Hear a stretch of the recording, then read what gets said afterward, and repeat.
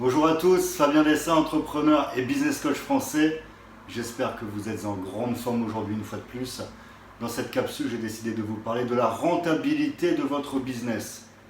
On voit énormément de choses passer, que ce soit sur YouTube, sur Facebook, ou même au cours de discussions où des chiffres sont mis en avant.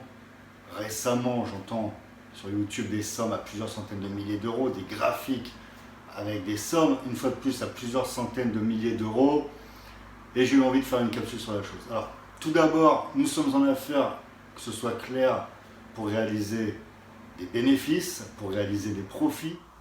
Alors, pour commencer, la définition de ce qu'est la rentabilité. La rentabilité représente le rapport entre les revenus qu'une société a réalisés et les fonds qu'elle a mobilisés pour les obtenir. Dans le bilan financier, ce sont les revenus moins les dépenses. Alors que ce soit clair, nous ne sommes pas en affaires pour faire de belles vidéos YouTube avec des voitures de luxe louées, des villas louées et j'en passe, ou pour sponsoriser des vidéos sur Facebook affichant des graphiques à plusieurs centaines de milliers d'euros. Ce sont des chiffres qui ne veulent absolument rien dire, tout comme ces véhicules loués dans les clips, c'est tout simplement du bling bling, c'est pour vous attirer. Quand j'entends je fais 100 000 euros de chiffres, c'est ce que c'est du chiffre, mais c'est mis en avant comme 100 000 euros de bénéfices, c'est totalement faux. Tu peux réaliser 100 000 euros et être en perte. Tu peux réaliser 100 000 euros de chiffre d'affaires et avoir un budget publicité à plus de 90 000 euros. Tu peux avancer des chiffres qui ne veulent absolument rien dire. Moi, ce qui m'intéresse, c'est ce qui te reste à la fin du mois. Nous sommes en affaires pour faire des profits, comme je l'ai dit au début de la vidéo. La définition des bénéfices, ce sont les revenus moins les dépenses. Que ce soit sur Facebook en discussion, j'ai déjà vu des tas de choses passer. Quand j'entends Fabien, j'ai fait 7 000 euros ce mois-ci, ce n'est pas ce qui m'intéresse. Ce qui m'intéresse, c'est ce qui te reste à la fin du mois, ce sont les profits. Parce que lorsque tu es dans les affaires, c'est très facile de sentir les choses.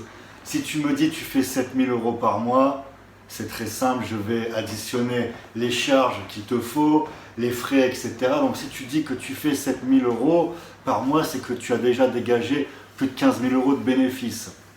Alors, lorsque j'analyse les structures des entreprises, le système sur lequel est basé le business, etc., c'est totalement faux. Ces personnes qui avancent des chiffres, ce sont tout simplement du chiffre d'affaires, ce ne sont pas du bénéfice. Il ne faut pas confondre les deux. La règle numéro 1 que l'on apprend lorsque l'on démarre dans le business, tous les anciens vous le disent, ne jamais confondre chiffre d'affaires et bénéfice. C'est totalement différent.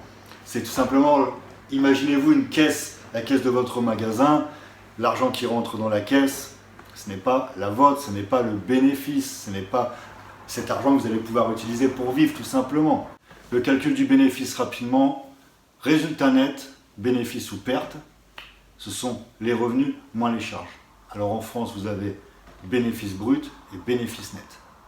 Bénéfice brut, c'est la somme que l'entreprise a dégagée avant la soumission à l'impôt sur les sociétés qui est de 33,33%.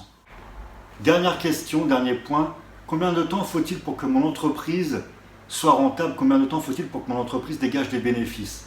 Alors, la première année, voire la deuxième année, il est possible et normal parfois que l'entreprise soit en perte parce que vous avez réalisé des investissements, parce qu'il a fallu structurer votre business. Par contre, lorsque vous entamez la troisième voire quatrième année, que votre entreprise est toujours en déficit, je pense qu'il est nécessaire de se rendre à l'évidence et de passer à autre chose. Alors il y a des exceptions à la règle comme toujours, il y a des grandes entreprises sur le marché à qui il a fallu 5 ans voire 10 ans pour être ce qu'elles sont aujourd'hui, mais il s'agit d'exceptions et il y a des facteurs propres à elles. Voilà, j'espère que cette vidéo vous a servi une fois de plus. Je vous souhaite énormément de succès, énormément de réussite. N'hésitez pas à partager, à commenter, à liker. Et je vous dis à bientôt. N'oubliez pas que Fabien Dessin, ta réussite, tu la mérites.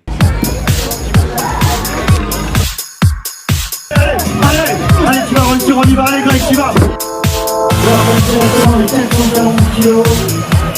Allez, on va pouvoir le dire dans le bout. Je demande un maximum d'applaudissements. Comment ça me préparer, Jean, ça fait combien de temps que tu pratiques le métier? 6 ans, mais vraiment.